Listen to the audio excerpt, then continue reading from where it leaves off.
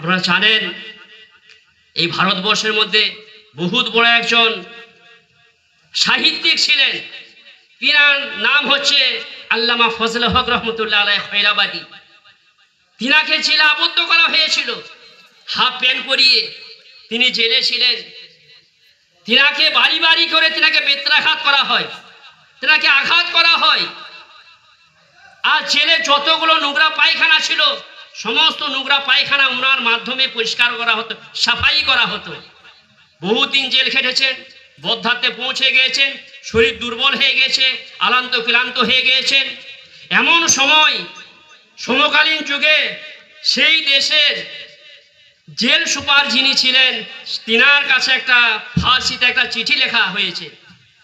সেই চিঠিটা জেল সুপারের পড়ার মতো শক্তি নেই, তিনার জ্ঞান নেই, জ্ঞান তো সামান্য।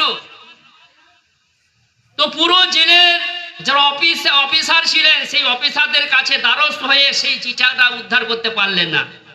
তারপরে জানা গেল আল্লামা ফজলে হক রহমতুল্লাহকে যিনি বেত্রাঘাত করতে আসতেন বা আসত, তিনি বললেন যে আপনার ছেলে বহুত বড় একজন শিক্ষিত মানুষ, পণ্ডিত মানুষ রয়েছেন, বলে তিনার কাছে চিঠিটা নিয়ে যাওয়া হোক।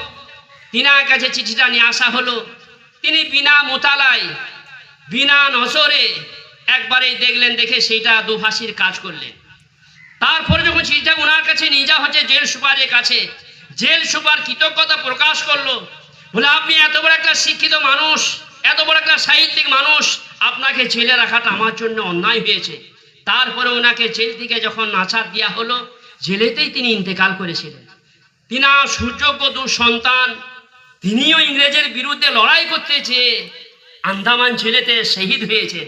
এই জন্য সম্মানীয় ভাইয়েরা, আমাদের জেনে রাখা দরকার, এই দেশ মুসলমানের রক্ততে, আলেম ওলামার রক্ততে, উলামে কেরামের বদৌলতে, আমাদের আকাবিরিনদের তিনাদের ত্যাগ ও তিতিক্ষার বিনিময়ে হিন্দু মুসলমান শিখ ইসাই আমরা সবাই একসাথে লড়াই করে আমরা এই দেশকে স্বাধীন করেছি। তাই এই দেশে সকলের থাকার অধিকার রয়েছে।